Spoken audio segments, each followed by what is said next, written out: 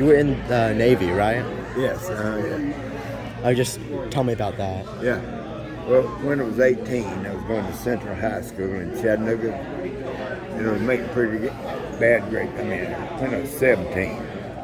And so I thought, well, I'll join the Navy in March of 45. That was before the war was over, you know. And so I went to Great Lakes and did my Navy training, you know, boot camp. And then I went to Shoemaker, California, and then I went aboard the USS Dixie APH-3. It was an auxiliary personnel hospital. It was a gray hospital ship with guns on it. We carried troops in and sat there until I acted as a sick bay until the white ships came in. And so that's where we were. So that was in May, I guess it was, of 45. I went in 1945 before the war was over.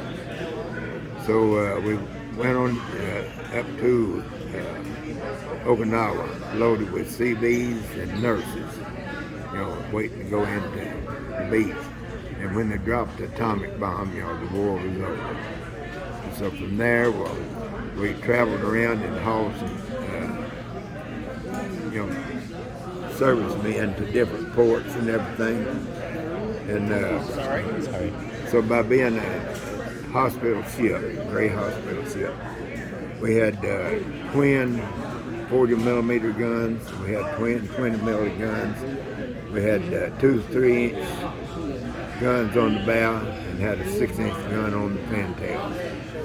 And so my job as a baker is that when it, you know, I bake cakes and meat and bread. So, but when GQ was sounded, well, I'd go up and I was a port loader on a twin 20 millimeter. And they says, you left the bread in the oven? I says, what good is the bread if the ship's going to sink? And so that was my job, to go up and load that 20 millimeter gun.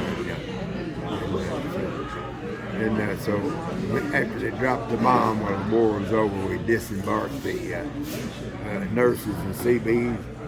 And so we went up to Manchuria and picked up the Japanese, the American prisoners of war, you know, and they hadn't seen anything about America for 4 or 5 years. So that's what, and that was the sad thing of it, because they were treated awful, you know, just everything. So that what we did until we, you know, the war was completely over and they didn't need the ship anymore. So I went to Saipan then, and there was still Japanese, you know, that was hid out that didn't know the war was over or anything. And we'd go out in their vehicles and get bananas and things, and you could see where those Japanese was living in the caves and things like that. And on Saipan, I saw those clips there at the airport, and where all the Japanese women and children and everything that hid out while the war was going, and so they'd jump out and commit. So they didn't know America, you know, they didn't know it, but we had the love we did for them and everything. So I got to do a pretty interesting trip, you know. And the sad part about it is I walked on where a lot of people died, a lot of soldiers. And I think back on that, you know, that I did go in while the war was on, and I got to come home. And so after I left Saipan, I went to Majuro, a little atoll island, and stayed there to help train the natives, you know, how we live and everything. So that's just about the history of my life, except the American Legion. So I've been a member of the American Legion about 57 years. So that's where I am.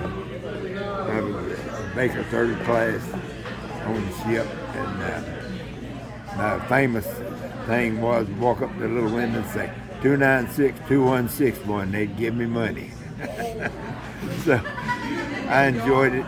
It was a good trip. I didn't see any serious battles, you know, or anything like that, but I did go in. I volunteered, went in at 17 years old, and got out the day before I was 21. So that was my service duty, if that has any meaning to you.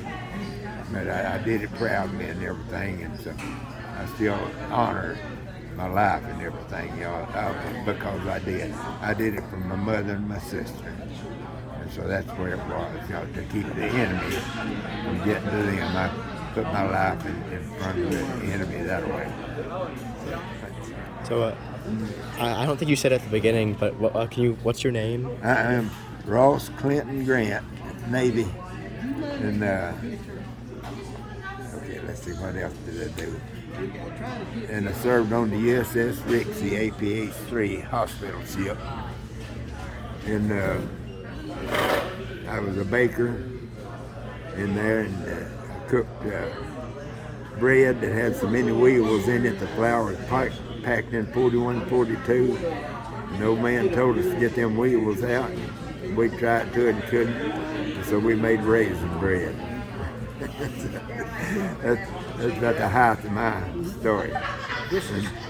Oh, sorry. Go ahead. And so that's it. And one more thing. Can you say how old you are real quick? What? How old are you? I'll be 96 next month, the 29th of July.